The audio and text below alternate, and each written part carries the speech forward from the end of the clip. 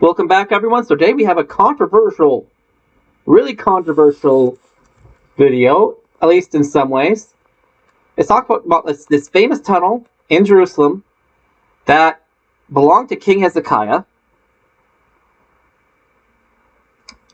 that was made by King Hezekiah, and what apparently they're saying now is they think that based on the inscriptions that they found, it may not have been made by him. It may not be the King Hezekiah's tunnel made in the Bible. So, is there a point to this?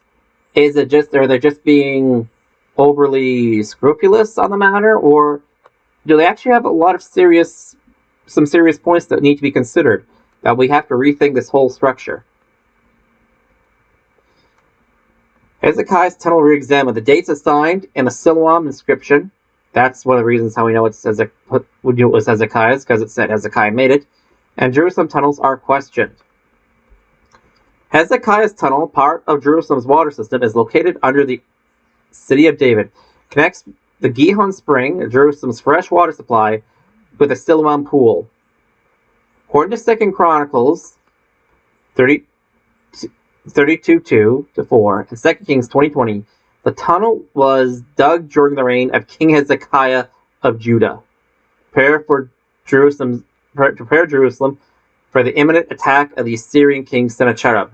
In the Bible, Hezekiah redirected the water through old and newly dug Jerusalem tunnels. However, many have wondered if Hezekiah's tunnel was actually dug by Hezekiah at the end of the 8th century. So, there's this tunnel that we think is specifically his, and maybe it was not. Probably Iron Age 2. In September, so the first argument for redating the tunnel concerns the Siloam inscription, which I believe is currently in Istanbul at the moment.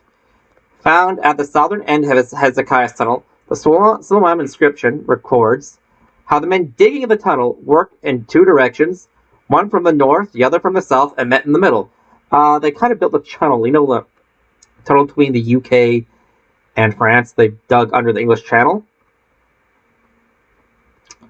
That's how they say Hezekiah's tunnel was made the same way. The Siloam inscription does not name Hezekiah or Sennacherib I, the Sennacherib in the Bible, which would simplify matters. But most scholars attribute the Siloam inscription to Iron Age 2. John Rogerson and Philip Davies argue that it is actually Hasmonean, which raises the question, which period is a better fit for the Siloam inscription? So there are certain ways you can do that. Look at the writing style, patina on the inscriptions, etc. The second argument concerns the amount of time it would have taken to dig Hezekiah's tunnel.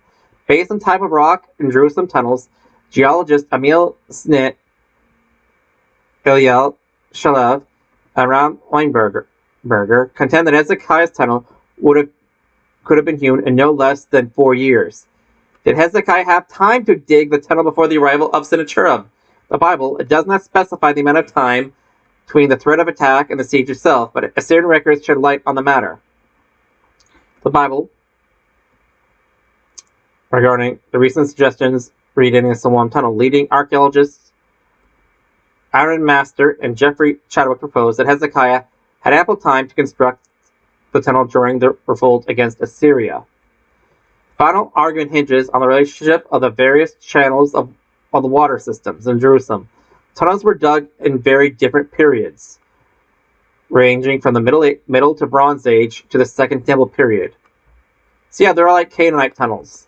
You can go through another tunnel in Jerusalem that was probably used by King David to take the city from the Jebusites.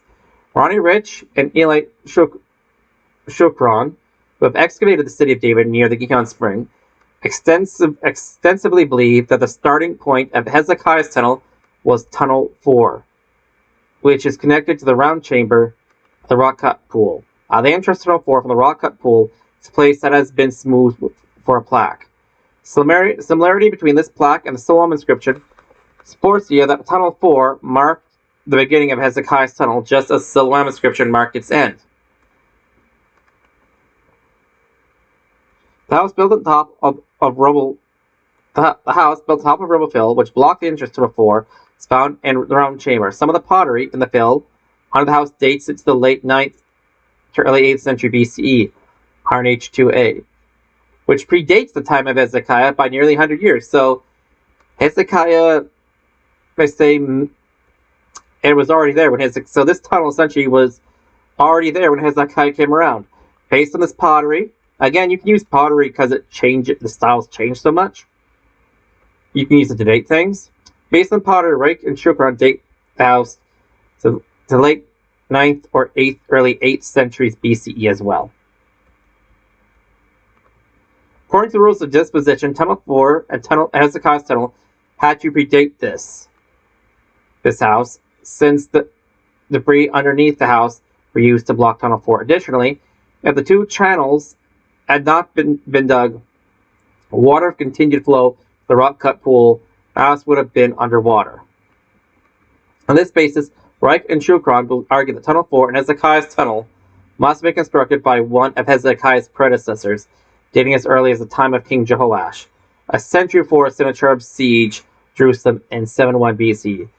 Is Jehoash actually responsible for Hezekiah's tunnel? So essentially, they're arguing based on some of the debris found in the tunnel that this is too old to be Hezekiah's, to have been built by King Hezekiah. It's too old. I said it's essentially too old. It had to have been remade. It had to have been someone else. It is mentioned that Hezekiah built a tunnel in the Bible, so I'm thinking off the top of my head here, so do not take anything I'm saying right now too seriously. Maybe Hezekiah renovated this tunnel. Maybe it had been filled up, and he did some renovations on it. Or maybe there's another tunnel that Hezekiah made. What do you guys think? Comment down below what you think about this tunnel. Anyway, if you're ever in Jerusalem, be sure to check it out. Anyway, God bless. And if you ever get a chance to check out an SSPX chapel, please do so. God bless.